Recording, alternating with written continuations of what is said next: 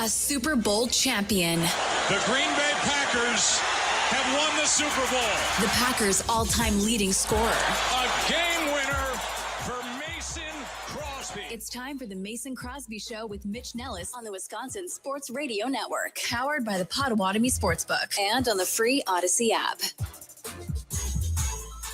High noon and welcome in. My name is Mitch Nellis, a.k.a. Thunder. Tommy Wirtz here, and the kicker, yes, you know him as the all-time leading scorer in Green Bay Packers history, the 11th leading scorer in NFL history, and the dad of 5 who never leave him alone. He is Mason Crosby. What's up, fellas? Hope everyone's doing well today. Doing better today.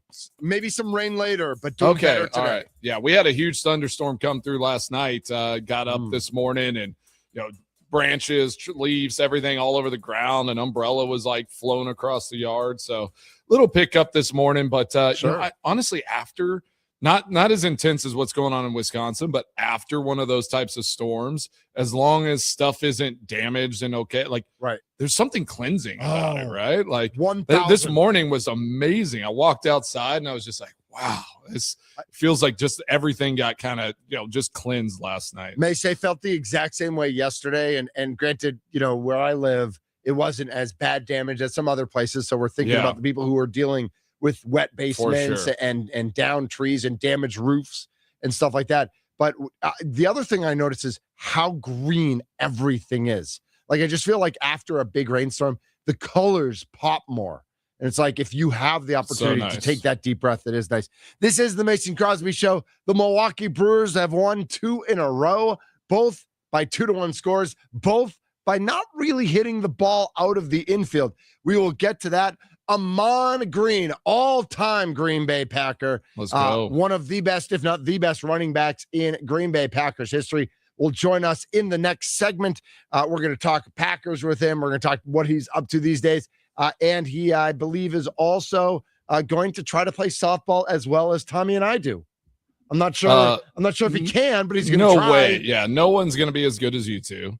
I mean, Tim Mastay is an all-time, great baseball player in the state of Kentucky, and Tommy just bodied him. He did, and just outplayed him in the outfield the whole time. What's shocking, Tommy, is that you had the highlight of the day on the first play of the day. There was a line drive, that fly ball to you and Tim, and you were just like, Hulk Hogan body slam Andre the Giant him and then caught the ball. And that was amazing. And then 2 plays later, the second best play of the day. The diving catch you made, which is unbelievable. When they were asking if we were going 7 or 9, I was preaching that we'd go 3. I put it all out there in the first. He's limping around trying not to show it. He's like, man, I sold out. I was gassed, man. I mean, just immediately in the first inning. It was 172 degrees, I think, that day. It was hot. On the turf. I was sweating. It was, it was an awesome time, and I can't wait to do it again. Yeah. And super pumped that we got Ahman Green coming with us this year too. But man, I would not hate if July 19th was 72 degrees. I would not hate that. Well, I'm still in Skycarp.com for tickets. Hit it up. Yeah.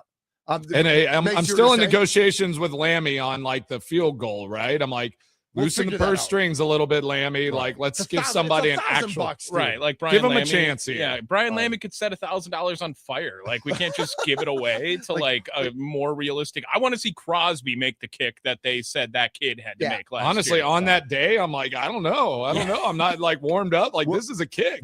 This is a real deal. It was like, hey, can you kick this 35 yards and 400 feet in the air? That would be over the green monster. I was going to say, like, who's kicking the ball over the green monster? Nobody. I thought this was a field goal, not a height. Like, how high can you kick Shane the ball? Leckler couldn't even have gotten it over the wall punting. All wow. right, like nice.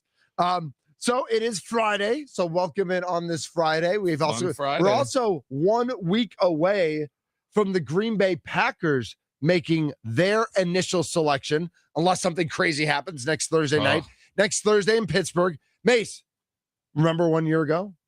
Next week, we were in Green Bay, just like killing it. Seriously. Oh, I don't know. Fun. Yeah. I don't know if they're like a better fringe sports moment that I've ever had than that, right? Like just on that stage. Yeah, just a little way, and like what Clay did. I mean, just again, the nervous of riding a bike that like I'm gonna like fall off the stage or something. I was gonna run over a kid. All those kids were standing there, but what a cool moment. Our boy John Kuhn gets to announce 2 picks. Yeah, so he'll be in Pittsburgh on Friday night representing. I just remember drinking all of Rob Hall's bourbon.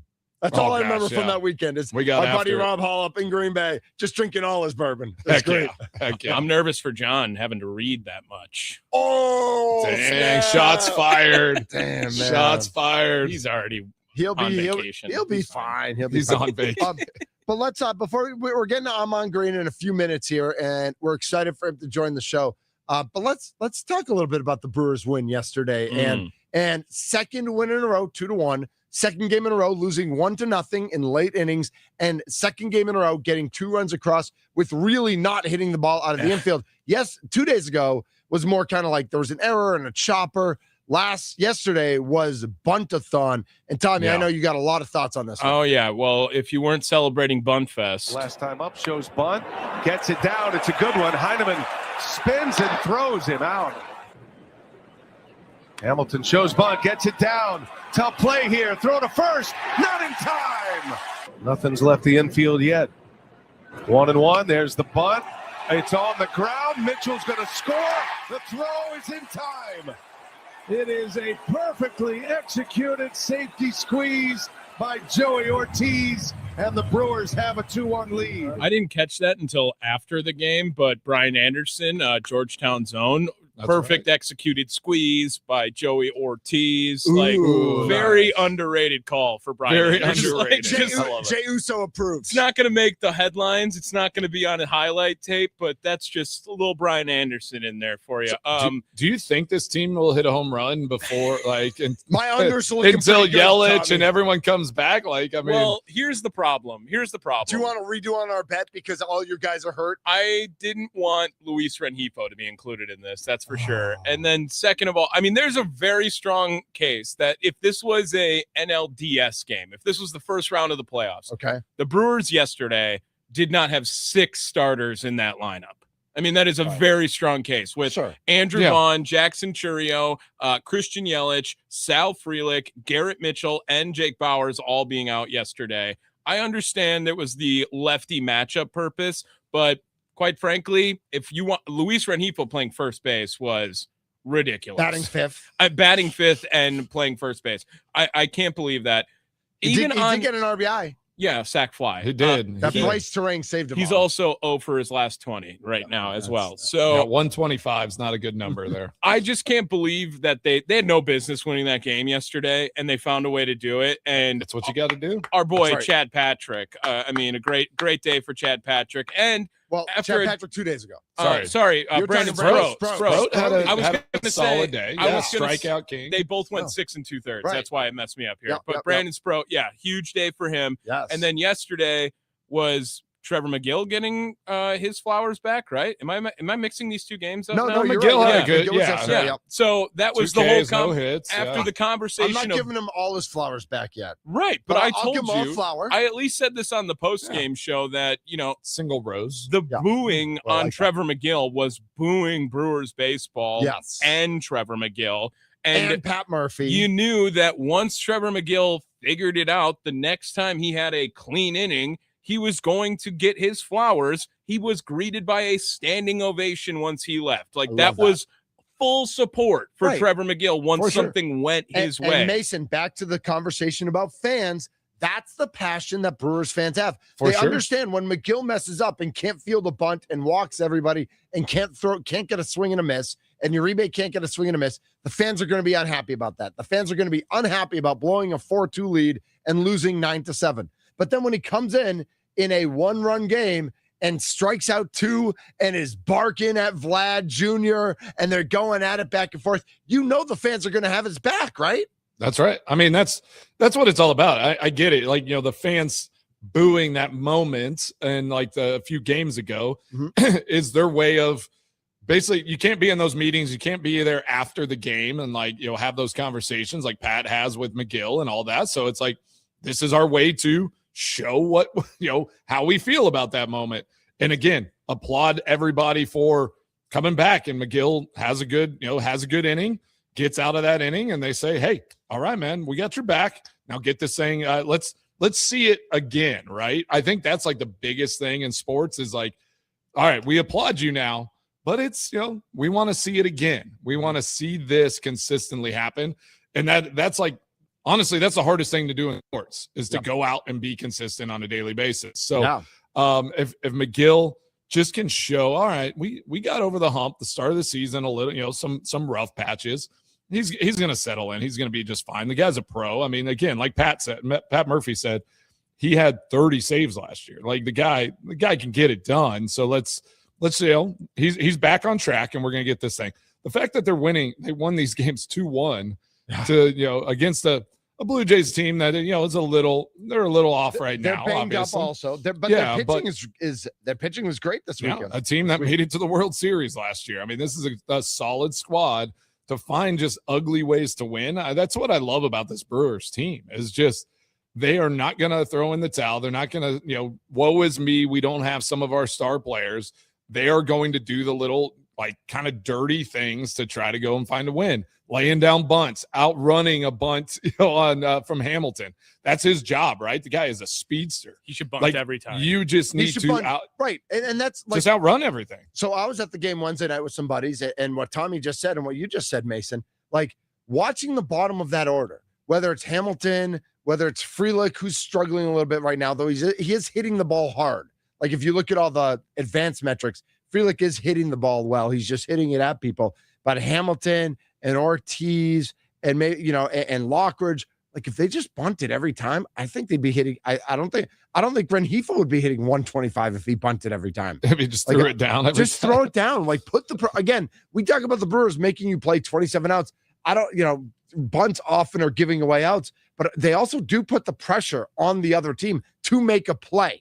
Are we seeing more bunts this year than past? I mean, I feel we've like had to because of all the injuries. It just it's against the Brewers? Yeah. Like Brewers teams like playing against them, and the Brewers are laying down more bunts just because of how these games are going, and they know that they're not going to get power. They're not going to do anything out, and stretch these teams. So it's like, let's just play small ball and let's run the bases really effectively. Well, it's all about manufacturing with this Brewers lineup right now. They 100% know that they have to stay afloat during this time because they're a month away from anyone returning at the earliest, it feels like at this point, with Churio just starting to get swings, with Andrew Vaughn and with Christian Yelich all going to be out all through next month even too. Like this is a team that needs to stay the course right now. That last year, perfect example of staying around 500 until the end of May. They got to do the same thing until they can get their full stacked lineup back.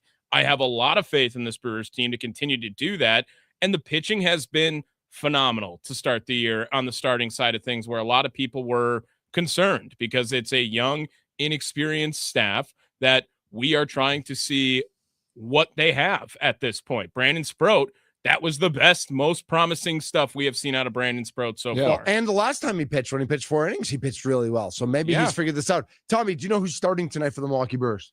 Yeah, I think it's going to be Coleman Crow. Mason, have you ever heard of Coleman Crow before? That is not a name that is familiar. Do you know that the Brewers, with 9 starting pitchers through 19 games, they are on pace to have 76 different starting pitchers. Which they're not going to have. Everybody relax. But is this going to be a deep bullpen game? I mean, are they just going to be kind of? He's actually a starter. He in 3 games, 2 started with Nashville. He's 2-0 with a 4.02 ERA in 15 2/3 innings. He's given up 16 hits, 7 runs, 1 home run. He's walked 5 and struck out 18. Okay. So he's good. I don't know that he's really viewed as like a prospect. Is he? Is he? He's like probably a top 30 prospect guy, not a top 10 prospect guy for the Brewers. In the organization. Yeah. Okay. I mean, he came over in Adrian Hauser and Tyrone Taylor trade. Got it. From a couple of years ago with the Mets. With the Mets. Yeah. Yes. That's a little while ago. I think Tim Allen's actually really excited to get to him. So I'm all in on it. We talked to him a little bit in spring this year on Spring Training Live. Seemed like a good dude. I'm rooting for the kid. Yeah. So let me just, before we break, just ask a question about like your thoughts on Rengifo.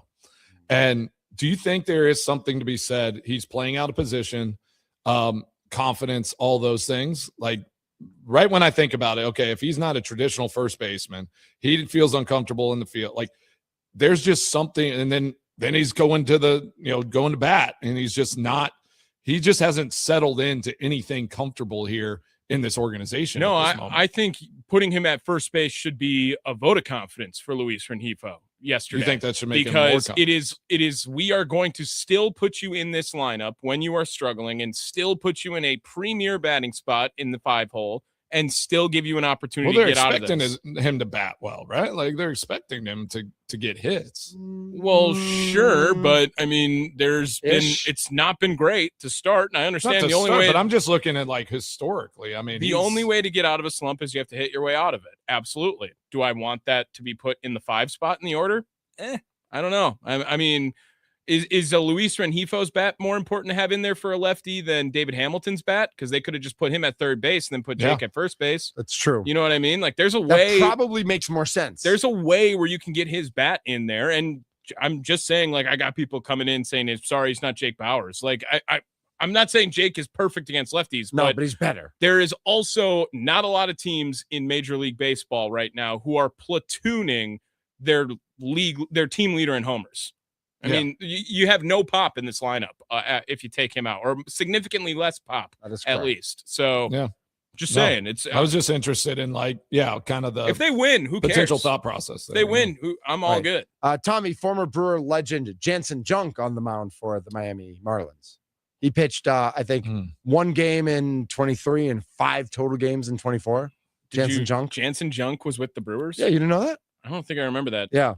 Great name. I knew he was with the Brewers. It's a great I didn't know exactly when. Great name for a pitcher. Yeah, that's Junk. the best. Now, tomorrow, we'll get to it later in the show, but tomorrow, Alcantara and Woody, that should be a fun one. We'll get to that. But let's get to Ahman Green. Let's do it. Green Bay Packers, all-time legend and great. Ahman Green joins the show next, coming up here on The Mason Crosby Show.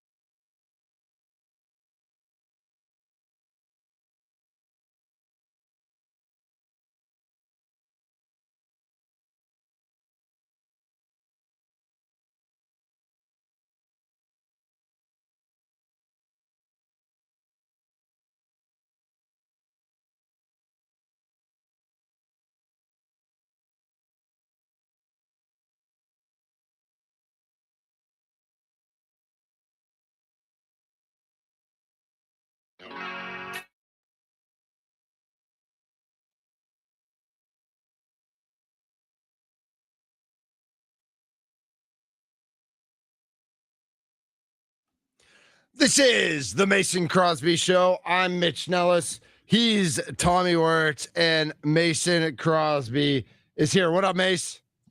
Not much. I was downstairs. I don't know if you saw that. That was like an escalator more than it was anything else. I have all those things, Tommy. It was like when you're like sitting on the old people chair to go up the stairs. That's what it looked like. I don't know. Good one. Yeah, nice try, Tommy. When Mason comes upstairs, all I can think of is Brock Lesnar's music hitting. It's like, let's go. Mitch is trying to make WrestleMania happen. I am. Yeah, I'm trying to make. Dude, Brock Lesnar's huge. You guys know who Brock Lesnar is. Yeah. Know who sure. Brock Lesnar. He played for the Minnesota Vikings. He tried out for the Minnesota Vikings and couldn't hack it because pro wrestling is more arduous than pro football. Me and Mason are rooting for Jelly Roll this weekend. Ew, all right, that's he's lost like 150 pounds. More than that, I think. He looks like they did a behind the scenes, and he's actually like working out every day. It's awesome. You ever gotten to talk to him in Nashville? I have not run into Jelly Roll. No, I think you'd recognize him. I wouldn't. Yeah, I wouldn't know who he was if I saw him. That's fair. Joining us now on the guest hotline, powered by Gruber Law. One call. That's all. Packer legend Ahman Green in the house. Ahman, how you doing, sir? Hey guys, I'm doing good. What's up, Mason? What's good with you, man? What are you rocking over there? You got the scarf and everything. Yeah. What are you doing? I'm at at Jake Plummer's pickleball tournament down here in Phoenix, Arizona, right on campus at ASU. Nice. So doing some more, just a little helping break out in somebody. between. It's like I'm gonna help you guys out.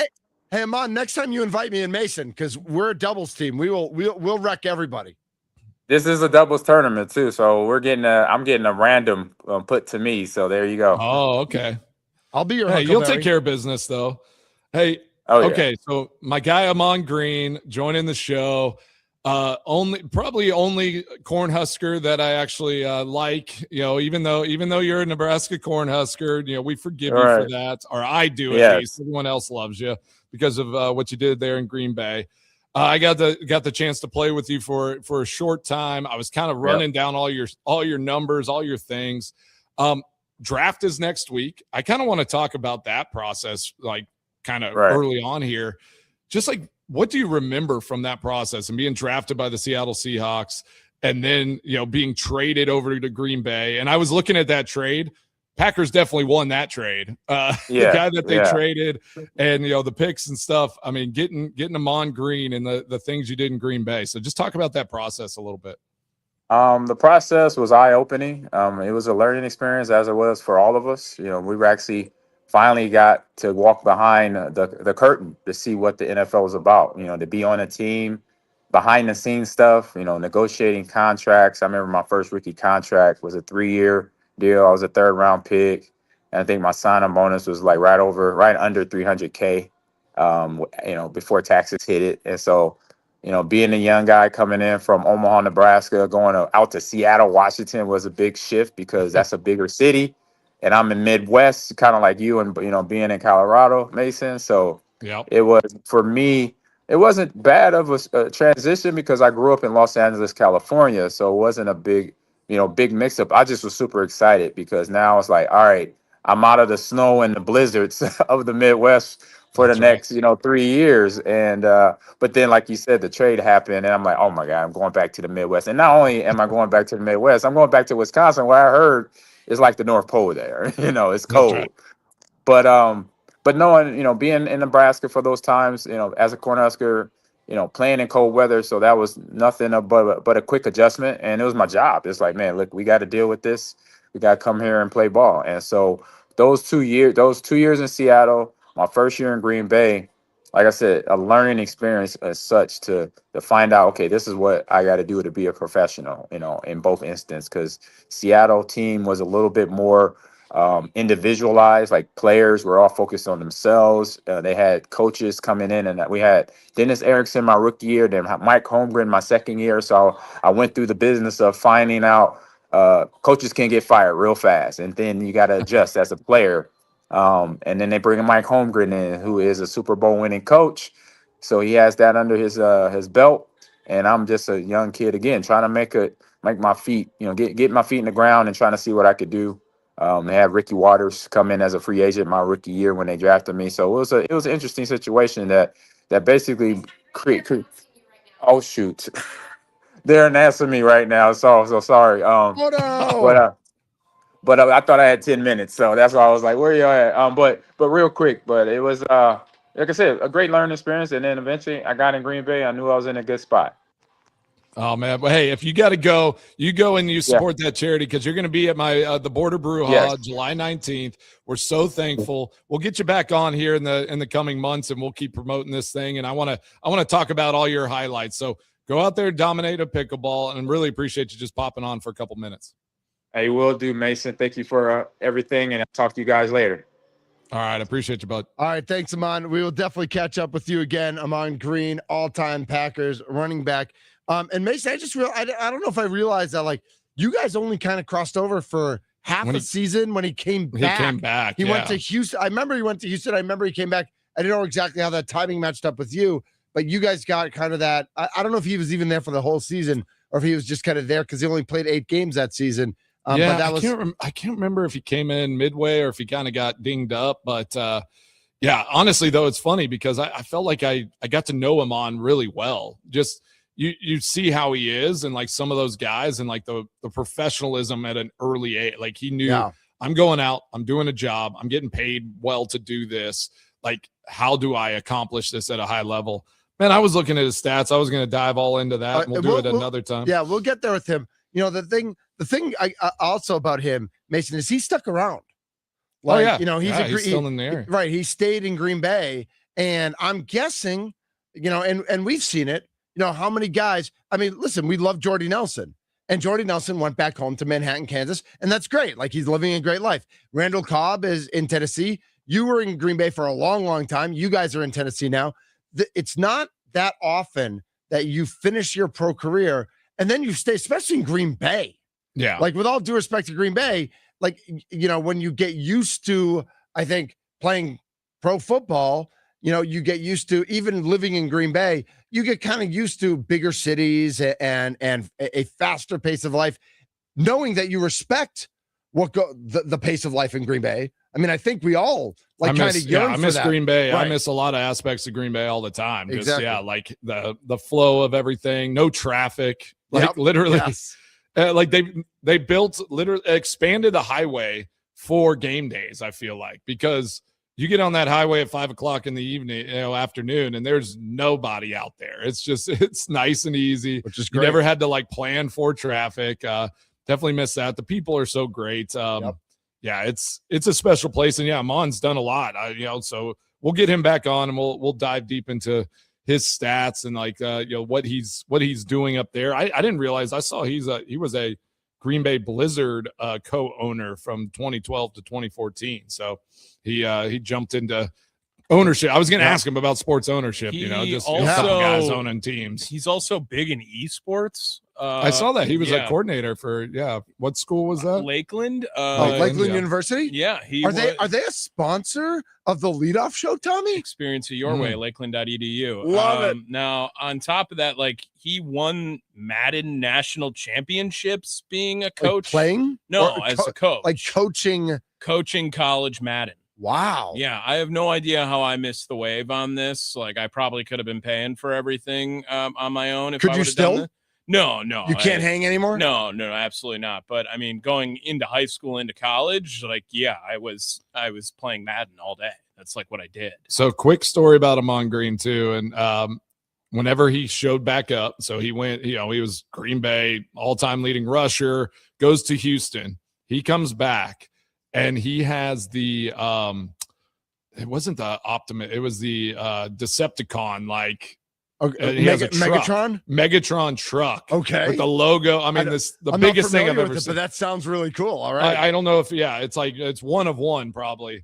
And that was the first. I think he was there back with me in 2008. I think that was when he I've got 2009. 2009, yeah. And so I'm still a young guy, and like Green Bay, we all had draft picks. Everyone's driving just regular thing. He comes rolling in. He's got the horn, all the stuff, and I was like, all right, this is this is a different NFL. You know, Mm-hmm. he's on a different level, and what a legend there in Green Bay. Awesome guy. That is so cool. And yeah, so we'll get him on again. He's going to be part of the Board of Brouhaha. Jordy's coming back, right? Jordy's be there. In? Okay. Yeah. Bonnie Blair. Have we talked to our friends at our little sister station down in Chicago to see if they can like rustle up some bear of your? Should we get the long snapper? Well, I'm working on Robbie's in the works. Robbie Gold. Okay. Yeah. What's the long snapper who's part of Manley? Oh yeah. You should come. I'll try to get Manley. I was going to talk to my buddy Pat Scales, who snapped down there for a while. Pat O'Donnell. We'll get some specialists out there. I mean, yeah, just load it up with kickers and punters, man. Well, that'd be awesome. I mean, you want some guys to hit and catch. Like, those are the guys that are going to go do it for you. The athletes, the athletes. Yeah, the guys who are really going to play. They're not just playing home run derby during a real game. They're going to take it seriously and play the game. Have you ever gone to the one there in Appleton? There were some years where I was just like, how in the world did you make it into the NFL? Some of these guys, like, so I don't want to throw shade at a position group, but it was normally linebackers. Yeah, there were a few young linebackers over the years where I'm just like, what in the world is going on right now? I remember going to I want to say it was like a Waukesha County fire department playing against them. They used to play fire departments all the time. The fire departments used to just destroy them. I mean, every year. Those guys were real softball players. They played actual softball, and that was the first time. So I remember James Jones went out to the right field without a glove. He's like, I got the best hands. Like, I don't need a glove. And the first batter of the inning is like just rips a screamer at James Jones. You could tell he was aiming for him because he wants to see him make this catch. Which real softball players can do, by the way. Yes, 100%. And it bounces right off James' hands, and he runs in and grabs a glove immediately right after that. It was also back when the Packers, I want to say they had 3 fullbacks at the time, but I can only remember. That's too many. I could only remember because I know Kuhn and Corey Hall. And then we had what was it? Right? You guys said Johnson. Quinn Johnson, was he part of that? Quinn Johnson, I think, might have been the other one. All 3 of them were at the game. It was just like fullback. So Mason, I will totally agree with you that like I remember linebackers being terrible. Offensive linemen actually were surprisingly decent. Oh yeah. Especially like I've told you, the best athletes pound for pound on the football field. Yeah, I remember I was there a few years ago where I had the opportunity. They did like a sponsor game, like a mini 3-inning game before the game itself. And our friends from Bank 59 were there, so I got to be part of that. But because of it, I got to bring Big Rumble and a friend of hers, and they got to coach first and third. Oh, nice. So like they got to meet Jordan Love and Matt LaFleur. I think Ahman was there. Heck yeah. And I think AJ Dillon and Aaron Jones was there. Very nice. And it was a blast. But it was like during the pregame, like that sponsor game, only the offensive linemen played. Like nobody else wanted to play. And the offensive linemen were all like, we'll play the game. And they were throwing the ball around the infield like they knew how to play. They weren't so nimble. But you got to be careful getting down too low and having something happen. It's like, they got to protect themselves a little bit. So if you're going to say offensive lineman, pound for pound best athletes out there, who's the pound for pound best athlete at offensive line you can remember? I can remember from the Packers, like a guy that jumps out as like, oh, he was the best. He was the most athletic lineman. From there, you got to look at like guys like Brian Bulaga. Yeah, Bulaga's an unreal short arm Bulaga. Have you seen him now? Like, I mean, he's like T-Rex. A shell of who he used to be. Right, but his like, head's just still shredded. Massive. Yeah, but it's like, I mean, the guy's an athlete. Like, I guess his wife and Molly text all the time, and they, she's just like he runs every day. He's like, in the best shape he's ever been in, and all that. So like.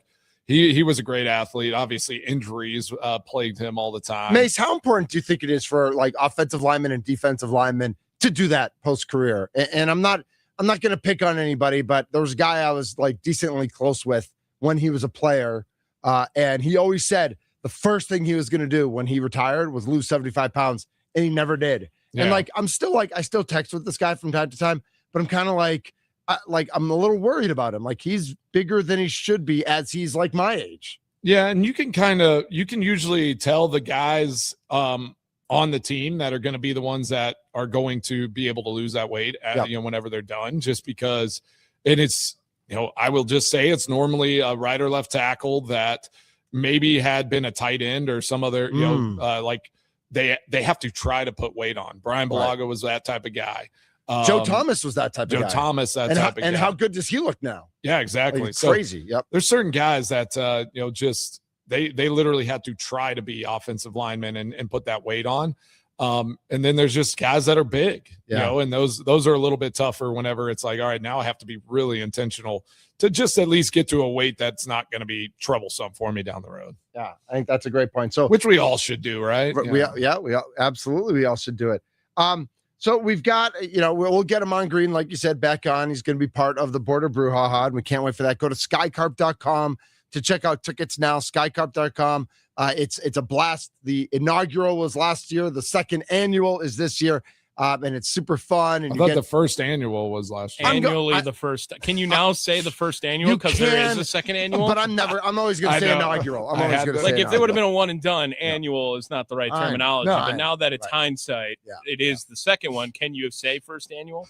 You can say whatever. You guys can say whatever. Is there glitches thunder out, man? Is there supposed to be a hyphen between second annual? So if it's the second annual softball game, yeah, I think there probably is. All right. Okay. He's Mason Crosby. I'm Mitch Nellis. Tommy Wirtz can't stop laughing at his own jokes. He is the funniest man. I'm laughing at your reaction to my comments. I'm just telling the truth, bro. Oh. I'm just telling the truth. Truth teller. You are painting me as the villain. You are. You're kind of becoming the villain. I don't know. You should lean into it, bro. Yeah. Like, that's a great role. The villain? Like, the villain gets the most pub. Yeah. No pub is bad pub. Notoriety. That's what Vince McMahon told us. Is Vince McMahon showing up this weekend? Don't tell me to be more like Vince McMahon, please. All right. All right, let's not get chippy. All right, let's go to break. Let's get this thing rolling. We'll reset it. We're going to talk a little NBA playoffs just for like a minute when we come back. Do you think Giannis is watching the NBA playoffs, or is he in Greece with the family and like forgets about basketball for the next month? Yeah, he's already in Greece. He's on the beach. We'll figure that out. This is the Mason Crosby Show.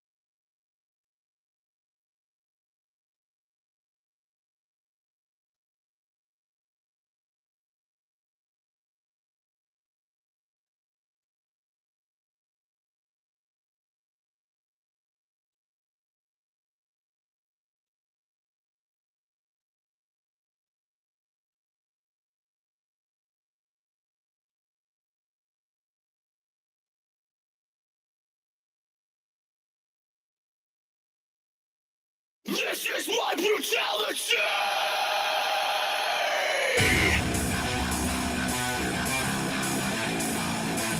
Welcome back to the Mason Crosby Show. Thunder was out there wrestling Tommy, so I'll take it over from here. Heck yeah. This is my brutality. Rhea Ripley. Let's go. I was about to say, should we guess whose No, songs there's no- these no, are? no, Because you weren't there's getting no this. way any Just of us are forcing getting any of it. these. Yeah. Just This forcing comes it. on and Little Rumble loses her brain. Does she? Oh, yeah. All Like right. when this is my brutality just Yeah. echoes through the arena, she's like, I'm ready to go through the wall and kill someone. That's what Charlotte listens to as well, I'm sure, right, Mason? Christine likes Yeah. this hardcore stuff. Yeah. Really? Yeah, No, Christine's the one. Charlotte's nice. Yeah, Charlotte's more Yeah, she's like mainstream. kind. Yeah. Christine though, I think like that type of music matches her like energy and vibration. So it's like whenever it comes on, it almost is like it's soothing to her. So I'm a little bummed that I'm thinking about this right now, Mason, but like we should have brought, like you should have sent Christine up to Milwaukee to live with us for the week. And like she could have hung out with Nora and they could have like become wrestling friends together. Could have become wrestling friends. Yeah. I think that would have worked out perfectly. I know. I don't know if I'm going to introduce Christine to WrestleMania. We I mean, don't need any more of that. There's enough just natural, you know, yep. Well, like yesterday she busted her lip at recess right after the show.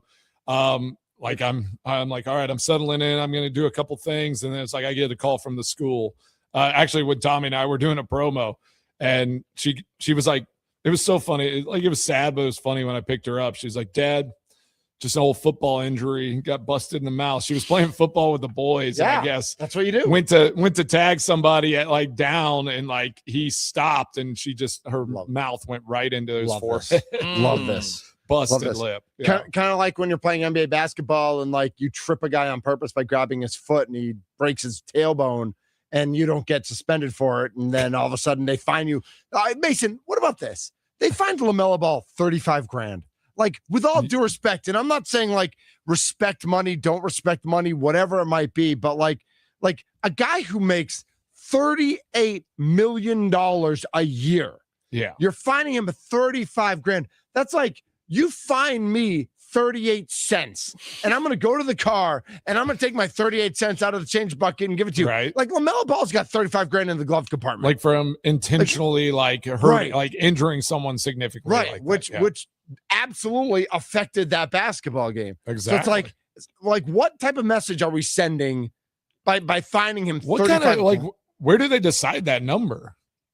It's like should have been a flagrant 2, but wasn't. That's what the column is. Should have been kicked out. We realized after the case, and it was a one and done game. And we're not going to suspend you for the next one because it's also a one and done game. So we're going to give you a fine. ... What's that number? Do the math. 35,000. Is it because it's the playoffs and like yes they don't get paid as much during the playoffs? Like no, it's because they number? want their top stars out there on the field too. And watching the Hornets means LaMelo Ball is a part of the brand of the Hornets right now. Yeah, you can't so suspend him. So I know how awesome Khan has been over there. The Hornets are significantly more entertaining to watch if LaMelo Ball is on the court. So that's why just the NBA protecting the can't top suspend. guys. Yeah. It's interesting to say that because I saw something with Pat Murphy. Like I saw a clip, I think it was last year, where he got thrown out of a game whenever he went at the ump for not calling a check swing. And he's like, that's the second time you've done that. Like he's like, you're protecting that player because he's their star and all that. Like, and he went after it, which I loved. Was it Bryce Harper? It might have been, yeah. But I can't remember. But I love, it's like, and I get it to a sense, like in a sense where it's like, okay, this guy better. This game's going to be better if that player is on the field. But at the same time, like you can't like not call things because it's a certain guy. So they asked LaMelo about it this morning. He said, I'm kind of worried about this game today. But like I said, I try to apologize and everything. Just look out for Bam. Mainly just make sure he's okay. We don't want nobody hurt in this league ever. So as long as he's good, it's helped ease my mind a little. Lying sack of dung. Is it amazing how irrelevant LeVar Ball became with the Ball brothers, so, like with that brand where he was before. Like LeVar Ball was massive. Yeah. And what is LeVar Ball up to right now? Like no one's keeping track of LeVar Ball anymore. True. And he was the face of the I Ball think he's family. had real health issues. Yes. But once LaMelo blew up, they didn't need LeVar anymore. Right. Like he was what's the older one's name? Lonzo. Like and Lonzo's still trying to like hang on. He's like, a role player in the NBA. Right. LiAngelo never made it. LaMelo is a true superstar. Yeah. And so LeVar doesn't need to be relevant anymore. But like, what a knucklehead that guy. Remember those big baller shoes? And I had a big baller brand crew neck. You did not. Absolutely, I did, dude. Yes, I had to. I think I put it in the wash once, and the letters came off. Like it was garbage. It was really bad. But I had to get one. He was massive. Those guys, and I actually knew someone who went to Sierra Canyon when they were at. Was it Sierra Canyon? I forget where they were. No, Chino Hills, right? Sierra Canyon was Bronny James. But when they were at Chino Hills, the Lonzo was a senior, LiAngelo was a junior. Jeez. I am a sophomore at the time, and I had a friend going there, and then LaMelo was a freshman. So they literally had all three of them on the same team. They were like, we used to wait in line for hours to go to those games. So when I remember this, so fun to watch. LeVar Ball has had his right foot amputated. Yes. Complications of diabetes. And so I'm guessing that's part. I didn't remember this in his first. That's part of why he's not playing. Right. I didn't think that would stop him from talking. Right. No. Yeah. Oh, why he's not in the why he's in the not, spotlight anymore. I didn't remember this. I vaguely remembered it in his first term. LeVar got into an argument with Trump because the middle son got caught shoplifting in China. And so LeVar Ball was like, save my son. And Trump was like, dude, your son was shoplifting in China. Like, not much I can do here. Right. All right. So in the second hour of the show, we're going to talk some Packers and what we expect from this upcoming draft, how much pressure is on the team to succeed with all of its picks without a first round pick. So we've got lots of fun stuff coming up here. Let's on do it. The Mason Crosby Show. Dad season. Always.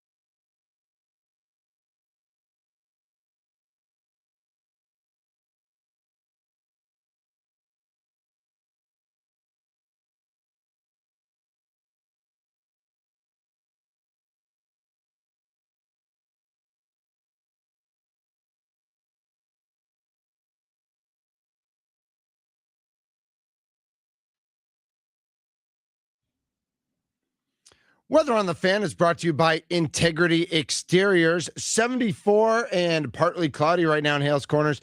But we do have some thunderstorms coming tonight, starting maybe around 6, 7 o'clock, going through the early evening, turning into rain.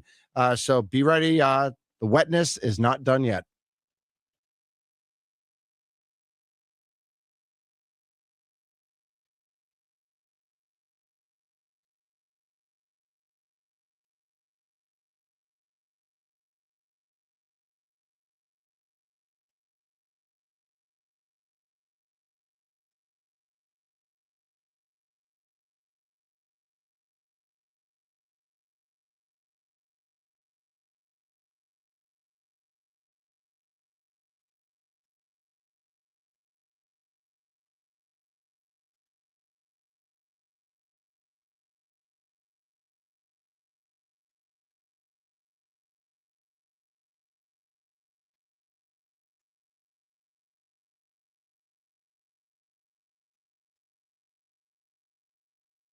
Champion. The Green Bay Packers have won the Super Bowl. The Packers' all-time leading scorer. A game winner for Mason Crosby. It's time for the Mason Crosby Show with Mitch Nellis on the Wisconsin Sports Radio Network, powered by the Potawatomi Sportsbook and on the free Odyssey app.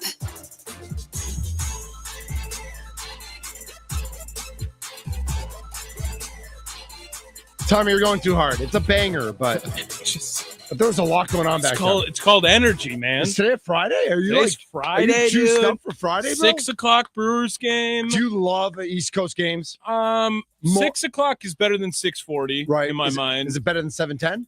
I love early baseball, not because of my work schedule. I just enjoy early sporting events. That Remember, I we agree. had this conversation of getting sports starting my day and then having the rest of it after is always great. I think a 3 o'clock Saturday game is great too. That's good vibes. I like that. 3 o'clock agree. Saturday tomorrow. But I am 100% like, I love day baseball. Yeah. I love when it's 11 a.m. kicks in college football. I want my sports on early. And like March Madness, right? How awesome is the first great. weekend? It's great. Because sports is just all day. Yeah. I love getting started early with sports. Mason, So, yeah. why don't you tell us about soccer and being a soccer fan in America? Because that's really interesting to everybody. I wasn't going to do that. Well, Thank you very much. yeah, but Thank you. I was going to talk about golf, because that's all right. another. Actually, The Open Championship is my favorite because Oh. I think the You wake coverage up and starts it's at like there. 4 a.m.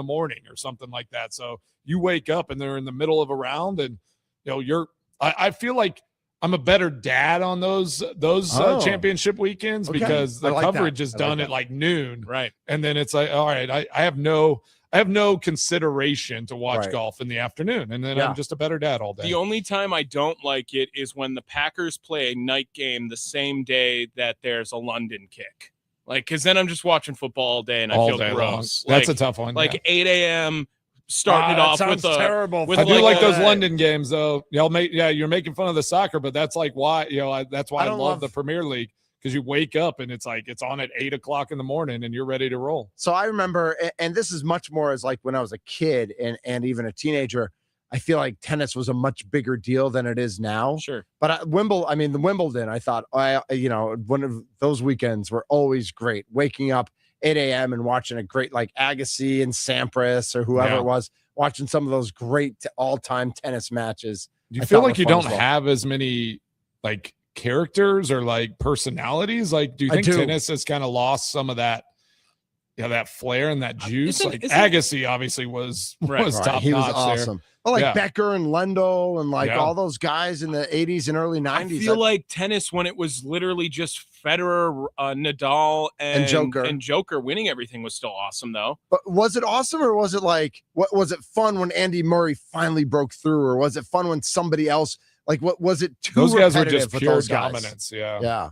I don't know. I feel like that was great for tennis when it was, hey, there's 3 guys you It got to was keep good. track It of. was good. You I don't have agree. to keep track of the And whole the- field because there's And kind gonna of the passing of the torch where Nadal kind of surpassed, then Djokovic kind of, took over. It's almost like you can see the stages of time where that next guy up comes in tennis. So yeah, Molly, obviously, unfortunately, talking a big tennis tennis is fan. so don't sensitive. listen, Molly. Not We're right now. talking tennis. Yeah. Speaking of, and we're going to get into, we got some good topics to get to. We're going to ask the question. And so if you want to chime in right now on the Nicolay Law Talk and Text line, 414-677-1250. How much pressure does Green Bay have without a first round pick? Actually, Mason, I was going to ask you about Steph Curry, but we can wait till the end of the show for that. Let's jump into this first round pick. So the NFL draft is in 6 days. 6 days away. Pittsburgh is hosting this year. I actually think besides playing against the Steelers, Mason, have you done Pittsburgh at all? Do you know Pittsburgh at all? I mean, no, I haven't visited the city for any other reason than playing there. But I mean, I always enjoyed coming down into the city, and it's such a unique spot, coming through that tunnel, and how they have the tramway down from the top there. It's a very unique town, and but yes, playing there is a tough task. Yeah, that stadium is tough right there on the river. The wind and the turf. And I think you're right. It's kind of like it's partly an East Coast city. It's mostly a Midwestern city, very blue collar traditions. But so I think what my point to that is that I think they'll do a pretty good job, similar to Green Bay and how they host. For sure. It's not going to be Hollywood. It's going to be it's going to feel more salt of the earth, America, Yingling, America, exactly. as we watch the draft. But Packers, no first round pick. And so before we get to the pressure of how much Green Bay has, how into Thursday night are you going to be, as opposed to if the Packers had their 22nd pick or whatever it should be? Are you locked in? Are you following on your phone? Are you doing, obviously you got other things going on right now because your mom and dad a little bit. Are you going to be locked into the first round of the draft like you normally would be? Definitely not. Yeah. Okay. I feel like whenever your team's not picking, it does take a little juice out of that first day. Sure. I'll be following along. You want to see, where guys land, if there's any surprises, if anything kind of crazy happens. Are there trades? Are there, is there movement there in the draft? Obviously there's not going to be surprise at that number one pick. It feels like that's pretty locked up. So, but I'm a fan of sports and football especially. So it's I'm always curious to see what these guys and the excitement, the energy that comes with it. But I will not be glued to the TV probably, as much as I would be if the Packers were picking. The Thursday of the NFL draft is the best draft to watch. I would say that's pretty comfortable, right? I mean, the energy, and they'll show highlight. There's more than just the picks, right? I think there's energy. I'm going to be the naysayer here, and I'm going to go right back to the conversation we just had. Early morning events. I loved when it was Saturday, Sunday. I loved waking up on Saturday, especially in high school, there'd be 10, 15 guys. We'd all go to my buddy Chad's house. We'd all get tons of food from the grocery store. We'd cook breakfast and we'd watch for hours. And that was a fun thing we did as opposed to what they do now. I get that. I just think that the depth of the NFL draft tops any other draft in the pro sports realm. We're looking at, baseball or basketball, because maybe the basketball draft, the number one pick is going to be more influential in the NBA than maybe it is in the NFL, right? I can understand that. Look at what Cooper Flagg did this year versus what do you think Fernando Mendoza will do with the Raiders? But there is always, guys dropping down to 15 that you're thinking how, just great pick there. And there's second rounders that are going to be starters on day one in the NFL. And I do think the NFL draft is this breaking news, by the way? What's that? Will Anderson? Yeah. Okay. Yeah. So the contract? I didn't mean to. Yeah. Yeah. And I interrupted Tommy, and so I'm a jerk. I'm just trying to say that. No, I agree that the NFL draft is the most exciting draft to watch. Well, because what NBA is probably top 10, maybe top 5. Yeah, I was gonna say 8 picks in. You're but honestly, every pick in the draft that your team gets, you're hopeful that guy is going to play and have an impact on your team. They will more than likely make that team, and you want to see what they're going to do. So the NFL draft, holistically, has more importance than any other draft.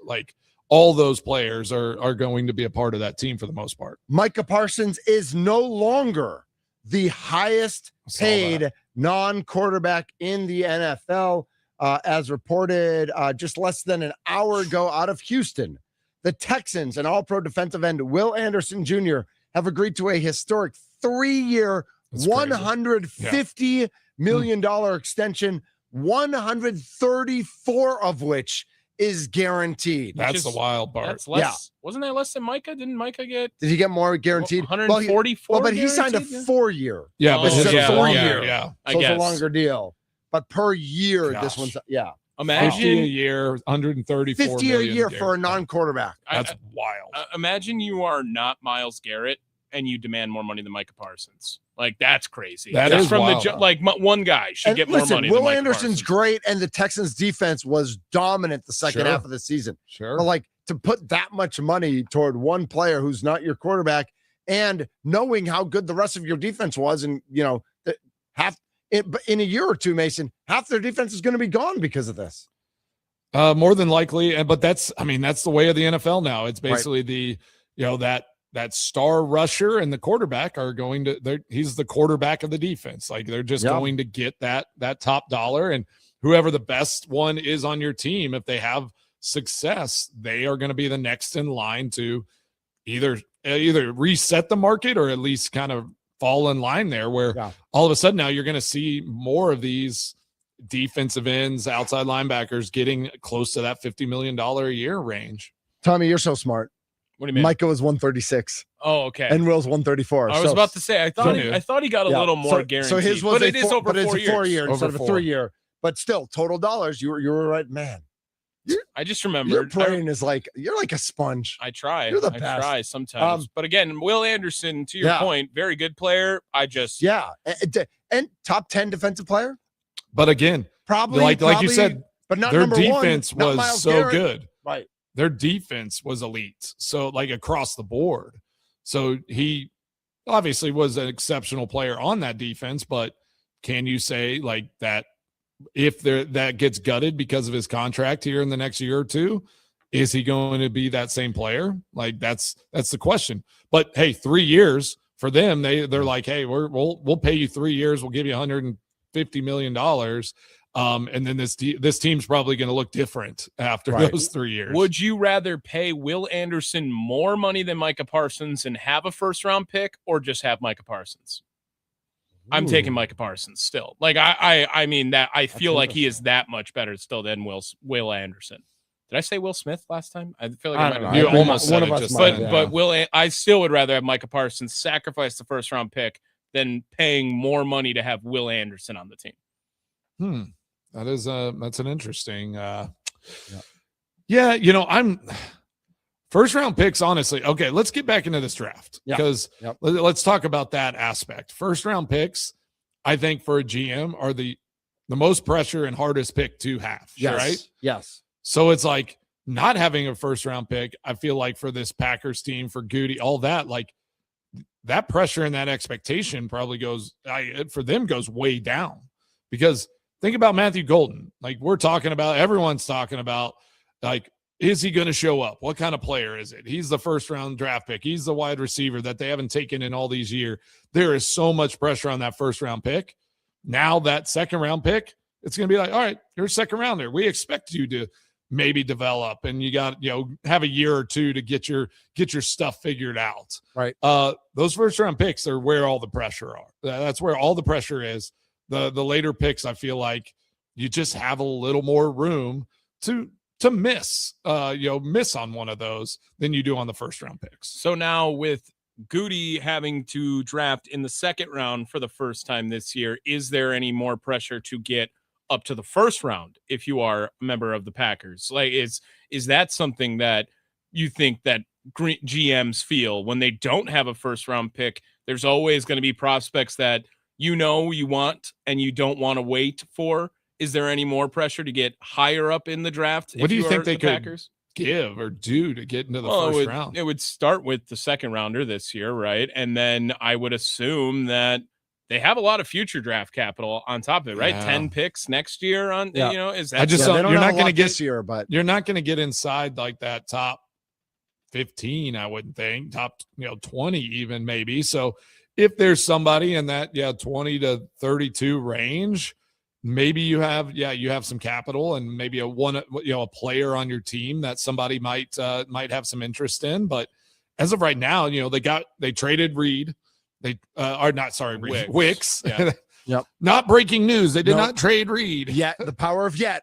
Yeah, but they have, like, I just don't know. I'm like scanning my brain, like who on this team is going to carry weight to get a first round pick, and that they'd be willing to get rid of. Right. Like if Zach Tom is healthy, are they trading Zach Tom and a pick to move up to the number one to the first round? I don't know. I don't know if they are. I don't want to move to the first round. Okay. Like I think you have to give up too much to get there. I think they already gave up what they need to give up. And I think they're good enough that moving forward, whether it's just from the draft or whether they dip their leg into the Dexter Lawrence sweepstakes or whoever else is available. You would rather go after a proven commodity with that second pick than move up into the first round. Yes. Is what you're saying. Especially with the draft capital you have. That's a good way to put it. Thank you, Tommy. I'd rather go get, I agree. I'd rather go get a proven guy this year than go and try to get another first round pick, kind of later in that first round where you're just like, we're not sure if this is going to be the guy. Go, like, if Dexter Lawrence or if some guy that feels really good that's a proven commodity, go and try to get that player. How good is Dexter Lawrence? Good. He's unreal. Okay. You've already traded this year's one and next year's one for Micah. Yeah. Would you trade this year's 2 and your 1 and 2 years? Yes. For Dexter Lawrence? I would. Ooh, okay. Crosby. So not trading. I mean, those 2 ones are gone. So you would trade your next one plus this year's 2 for Dexter Lawrence. Just like any player, just like any draft pick, any player you bring in, dependent on staying healthy. Yeah. Like those. That's the brutality of the NFL, of any sport, but mainly the NFL more than any other sport.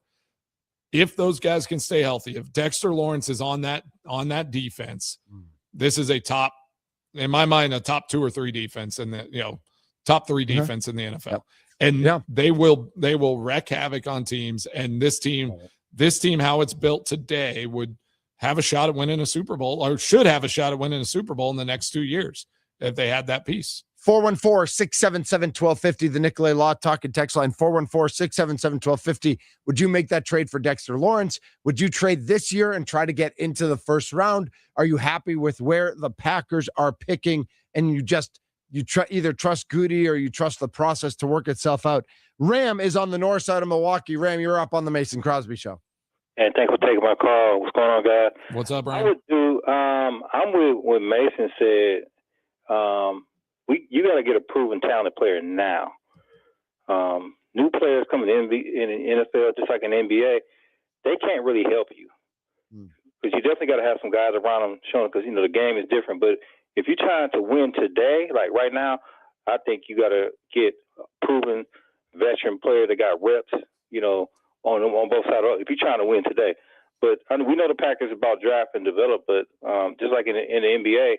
A rookie is not going to help you. I mean, even when I look at Cooper Flagg, if everybody was healthy, he wouldn't been the number one guy. He'd been a good role player, but he played a lot because everybody's hurt. So, and then the other thing is, I think when I look back at it, we go back to Magic Johnson and Larry Bird.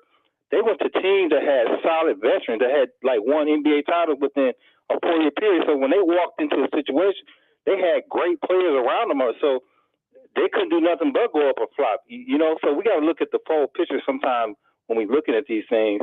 And like I said, that's the GM's job. That's what Goody. I mean, Goody's looking at that full picture. He has to be. Yeah. But I'm gonna add to this. I'm gonna still say this. We need a wide receiver who can go get it. We need a proven wide receiver that can go get it. You don't trust Christian Watson, huh? Ram, thanks for the call. Appreciate you, Ram. Mason, Ram does not trust Christian Watson to be the wide receiver. He can go get it. I do think Matthew Golden's going to take another step, and they're going to put him in more prominent roles. I mean, you got Reed, you got Christian Watson. I mean, honestly, those 3 guys, I think most teams in the NFL would feel really good going into a season with 3 receivers that, Matthew Golden, not proven yet, but there's been sparks of really good play. And if they put him in better positions to have success this year, Reed's had success. Watson has had, they have sparks of really good moments, and they've played a lot of significant football in the NFL now, right? So those guys are veteran wide receivers. Like if you're not going to get a veteran wide receiver right now that is worth anything, right? That's a stud, right? Yeah, you can get a role player. You can get a guy that's a decent number 3. Sure. Yeah. Sure. But usually I will say sometimes those veteran guys, like unless it's just the right personality, the right type of guy, a lot of those wide receivers that come in and they didn't get signed or they're in a weird spot, like there's a mentality to the wide receiver space where they just sometimes bring some baggage with them. They don't bring that hard working mentality where they're going to teach young players how to do it the right way. They're not on a team for a reason, usually, if you're picking them up right now. We've seen that a couple times, right? We brought in a couple veteran guys that didn't even really, I don't even think they made the roster at the end of the day, or played a couple games and it was like, all right, this guy just, we understand now why he probably wasn't on another team, and the team that let him go that maybe had even paid him decided to move on. So I look at this team and I do think they're close. I think they're very close. Gotta be. And again, the Packers are draft and develop, but traditionally how they've done that, right? They've had key players in positions, veteran guys that have been around. That way they can bring a young guy up. Jordan Morgan, Zach Tom was able to develop. Sean Ryan didn't get thrown right in. Now he's in the center. They like to develop these guys underneath proven players. Mm-hmm. And I think right if you brought in another piece, say it's a defensive tackle, I look at the offense and I'm like, I don't know what you would bring in there. Offensive line seems pretty set. You got your quarterback, you got your running back. I'd almost say, unless you feel really good about the running back room, I'd almost say maybe bring in another running, like a proven back from somebody that maybe doesn't get signed after the draft. If there's a veteran out there, I wouldn't be surprised if they don't draft a running back in this year's draft. They're in that third, fourth, fifth round just to try to develop a guy behind Josh Jacobs. So from a good friend of station here, Chad Reiter does all great work for NFL.com.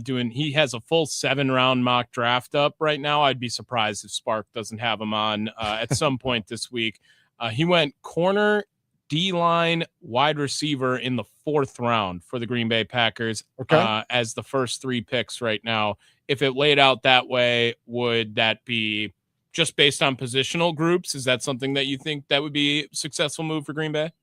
I think so. I think you're going to have to draft at least one wide receiver. Just because you got rid of Wicks, you have a deep room. You got a lot of guys there, but I think you're going to want to draft somebody just because next year it's going to be hard, keep Reed and Watson. So you're going to need somebody, kind of padding that down the line for the next, 2 to 3 years. Yeah, they like to just fill those spots up. But. Yeah, if they went Friday, if they went corner D line, I think I'm happy with that. Yeah, I think if that's what they went on Friday. What if they went wide receiver corner, 2nd rounder wide receiver? No, unless it's a 1st round talent that for some reason slipped and they're catching lightning in a bottle. Yeah. But what if they just love Carson? What if they just love Carson Beck and they keep him in the chamber for a couple years? Yeah, why not? Sure, Carson Beck's the man, right? Last time I checked, he played in the national championship game, right? Twice. Yeah. What a stud. Would you be surprised? I don't know how surprised that would be. I mean, Ted Thompson did it. If you drafted a quarterback with one of those. No, stop. Brian Brom action. Brom. You want to bring Brian Brom worst back quarterback in the history of the NFL. So bad. Brian Brom. Wow. So bad. Oh man, if they went and did the quarterback in the 2nd round this year, that would fuel us for content for gotta weeks. Have a backup, man. For gotta have weeks. A backup. Desmond Ridder or Carson Beck, who's QB2. Let's go. Oh, gross. All right, we got a fun Carson question. Beck. I like that. Let's do it. 6th round. Tommy threw out a fun question that I think is some good food for thought here in our next segment. Who is a player on a team that you always wish played for your favorite team? He played for other teams, but never played for the Packers, never played for the Brewers, never played for the Bucks. And a guy you really like playing. I'll take Steph Curry, obviously, but but beyond that, like somebody who's really good, but maybe Best not one of the point guard all-time ever. greats. Yeah, but best 3-point shooter ever. So who's a player that comes to mind when I say a player you always liked, a player you would have loved to play if he had played for your team, but Crosby, just never I did? want teammate. I want teammate for you. Someone you wish was a teammate. Someone you wish was a teammate. Played for a different team. In my mind. Can't wait. He's Tommy Wirtz. He's Mason Crosby. I'm Mitch Nellis. Together, we are the Mason Crosby Show on the Wisconsin Sports Radio Network. It's a collective.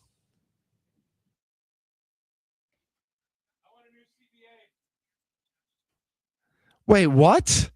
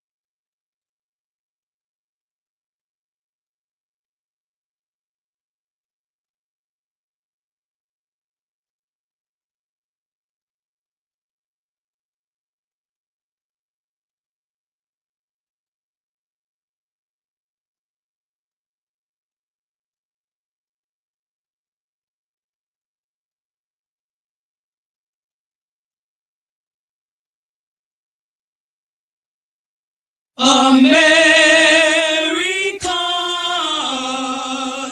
dream.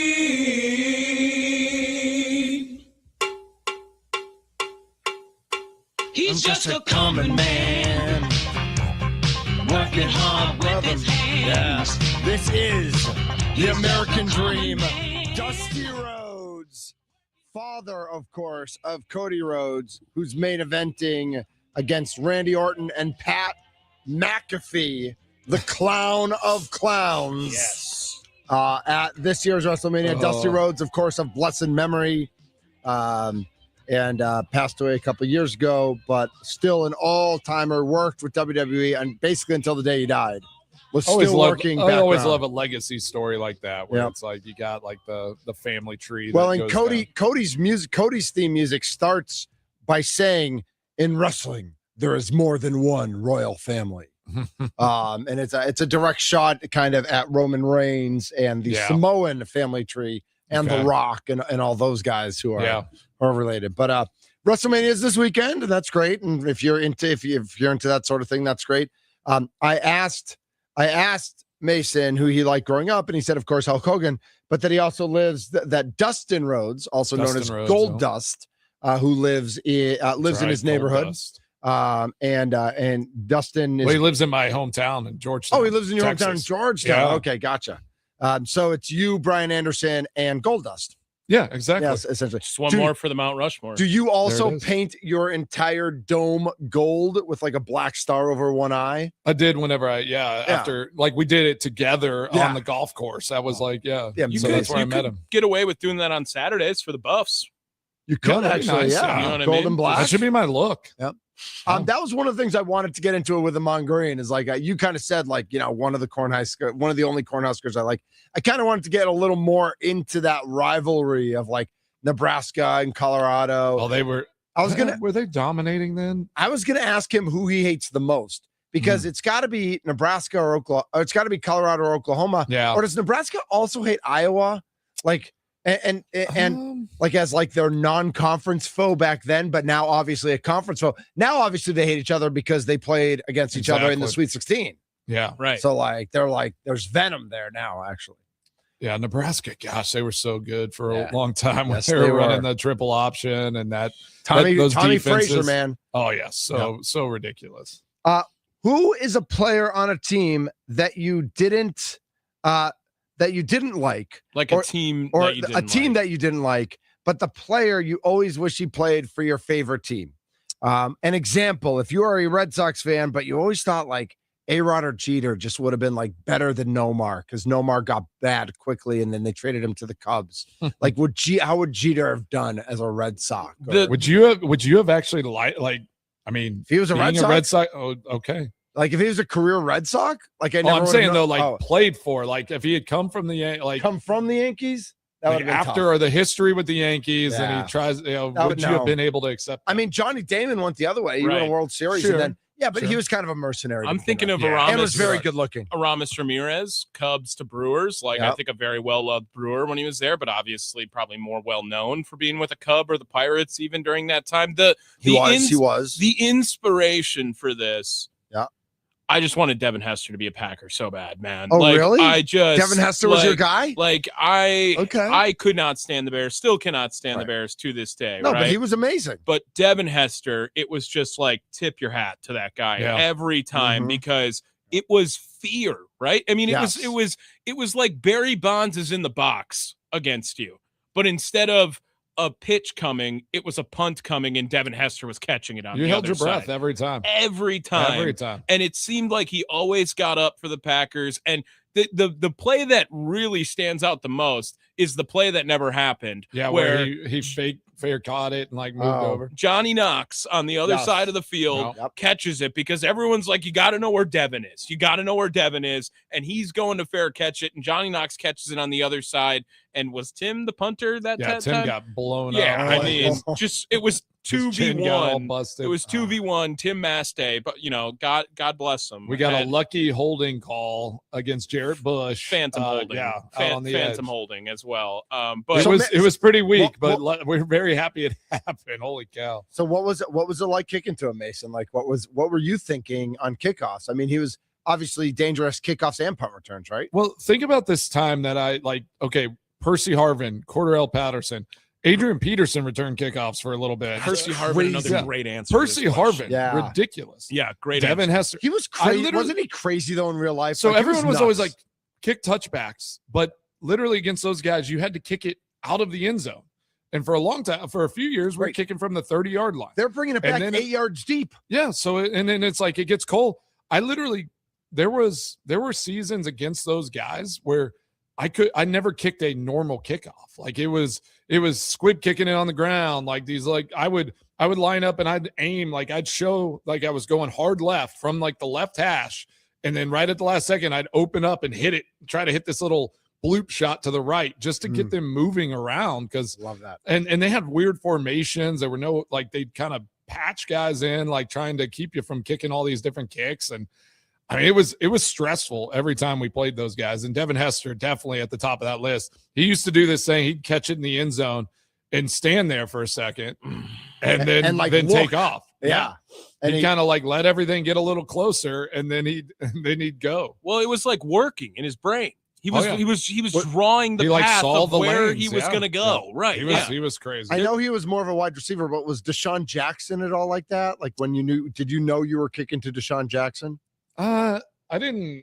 Yeah, I only kicked to him a couple times, I think. But because he was Philly and Washington. Yeah, like punt return wise, probably a little more dangerous. I wouldn't have been as worried about him on the kickoff return side of things. But I look at like Devin Hester was both. I mean, it was Devin Hester. Just you literally anytime it was a special teams play where we were kicking, you held your breath because you were hoping. I think I hit Devin Hester more than any other player. In my career, like I had to because he got through to you. Get pads on him. Yeah. Who is a player on a team you don't like or didn't like who you always wish had played for your team? Could be Bucks, could be Brewers, could be Packers, could be other. And for Mason Crosby, we tweaked this question. Tommy did a great job doing this at the end of last segment. Who's a player who played on a team that you played against that you had always wished had played on the Packers, had played with you in the NFL? Well, funny thing is one of them ended up doing it, Julius Peppers. Good one. Yep. While I was playing, that was a guy I think in my head multiple times. I was like, I wish he was on our team and I didn't have to like face him ever. Yeah. Because I think of all my block kicks in the league, he has more than half of them. Wow. Like, that's crazy. He blocked 2 in one game when he was in Carolina. Not even in Chicago. That was when he was in Carolina, and then I played him twice a year in Chicago. So I mean, the guy was insane. I think he blocked 6 of my field goals in my career. Oh my gosh, that's so gross. God, just ridiculous. So when he got on the team, that was one that like this question applies to. I shook his hand and I was just like, I am so glad you're on our team. Did he go up to like your forearm? I imagine he just has massive hands. Massive hands. The other one, like that never was like a guy that I always respected and like hated and loved playing against, watching him was Calvin Johnson. Johnson. Yeah. If he'd be a guy that speaking of Megatron. Yeah, exactly. Right. Would have loved. I mean, if I imagine him on the Packers. Yeah. Oh my gosh. I can't even. That just came in on the 414. A couple of good ones coming in here. 906 has Randy Moss, of course. Right. Like how great that would be. 414, I think, comes in with a little bit of like Damian Lillard. That's one they had hoped for, and it happened. Now I'm gonna cry. Another one coming in from the 906, Ken Griffey. That would have been a great one. And 262 knows this one all too well because this is a recent one. Whenever Brian Reynolds plays the Brewers, he turns into the best baseball player of all time. He does. He's unreal. He's a good player. Like he's a nice little player. He's a nice player. He crushes the Brewers. Whenever he's at American Family Field for a weekend, he is going to homer twice. I mean, he's going to homer. So I have one that I think is a little. I don't know if I'm trying to figure out if I actually believe this or not. Okay. Because I'm just thinking of like recent Bucks failures and situations. Like I don't really wish Jimmy Butler was on the Bucks, but like if Jimmy Butler's on the Bucks, the level of toughness just goes up. And so I wonder, like, if they had made a Middleton trade and could have gotten Butler and had done that, would that have changed the outlook of this team in terms of like a toughness aspect and a guy who can still put in 20 points a game, not the 3-point shooter, of course, but like, and I don't like Jimmy Butler. Like, I like cheering against Jimmy Butler, but I feel like if he had come to the Bucks at the right time, we could have cheered for him. Yeah, Jimmy and Doc pairing up. That would have been it. Oh, right screw there. Doc. Doc can leave. Jimmy not like into that. Pujols. Oh man. I mean, Prime Pujols is one of the Major League Better Baseball. than Molina, I guess. Well, Major League Baseball could have painted Albert Pujols as the greatest player of all time, and they just didn't during that stretch because, I mean, he's one of 4 guys to have over 700 homers. And if you wanted to make it a modern day thing, you don't want to give Barry Bonds the credit. Hank Aaron and Babe Ruth played so long before that. They could have painted him easily as a guy that's the best to ever do it. Another one coming in from the 414, Mike Trout. Jay and Bayview bring it in. He always wanted Allen Iverson to play for the Bucks. Oh, man. Awesome. Just a little bit of swag to him as well. Old school player I wish as a Brewer was Darryl Strawberry. Really? For the Bucks, Dwayne Wade, another one coming in there. D-Wade, I think, is a good one. Obviously, that would have been cool. And it's like looking, I know I mentioned Jimmy Butler, but like Dwayne Wade, hugely connected to Marquette still. Oh, yeah. Jimmy Butler's basically cut off all ties. Yeah. So like Dwayne Wade would have really been cool to come and play There's in Milwaukee. one in modern day that I have some music for it right now. Do you know who walks out to this? No, I don't. You'll hear it now. It'll pop up in your algorithm, I'm sure. But it's Blind by Korn. This is Mason Miller's walkout. Oh, like just, oh my God, the light show's going off. You just want the best reliever in baseball. Do you guys got the tingles right now? I got the goosebumps thinking of this. Like just you hear this music and a guy's going to come and throw 104 at your face. Mason Miller is of another planet right now. Yeah. He is literally untouchable. He has 9 1/3 innings pitched and has 23 strikeouts so far. The last 144 batters that have come to face him, none of them have scored a run. That's insane. Last night, he struck out the side on 3 called third strikes. Yeah, like guys don't even know what's coming. They don't even know. They don't even know to swing. I love that. The other one that's really good, like so ERA plus, I know it's like sounds like an advanced stat, but all it does is average it out, right? So the average compared to the league average. 100 is average right now. Right. 125 and up is like you're a really good pitcher, right? If you get it to 150, you are stud. Mason Miller's is over 700 right now. That's insane. I mean, like 300 is insane. 300, like Pedro Martinez used to be in the like high 200s into the low 300s. Right, and and he's a Hall of Famer. Like it's the best to ever do it. Exactly. And Mason Miller's is over 700 right That's now. insane. Yeah, he has started the season just absolutely crazy. All right, let's take everybody into the weekend. Mason's extra points. You got some extra points on your head, Mace? Yeah, we'll think of a couple things. Text Molly. She'll have some ideas. She's sleeping. She took a good little for her. nappy poo. Scotty Tiffany, real quick, work done, and Mike Allstott. Mike Allstott on the Packers. Mike Oh, man. That would have been awesome. Wisconsin loves its white guys, dude. Dude, Mike Allstott wanted his face to hit you in the face when he was on the football field. He didn't care about anything else. Was that when it was still aligned? Was that the NFC Central? Yeah. Oh, yeah. Probably. They were in the Central. Yeah. Absolutely. Oh, that was a fun division. I miss the Bucks a little bit. No, I do, dude. You liked having Tampa in the division. I just love the stat that every year on NFL, what's the pregame show that ESPN used to do with Chris Berman and whoever? Oh yeah, not the postgame, not countdown, but the pregame show. Yeah. They every time Tampa would play Green Bay, every year they say Tampa has never won a game under 42 degrees. Like you knew every year that was in the script. Wow, Mike McDaniel coaching them back then, or what? I mean, it's just tough to come from Tampa. I'm playing Green Bay, bro. It is tough. This is in 2020. That's right. Yeah, or the Falcons in the playoffs. Michael Vick. Scotty Miller doesn't feel that. Yeah, he is Mason Crosby. We are the Mason Crosby Show. Mason's extra points are next. Almost the weekend.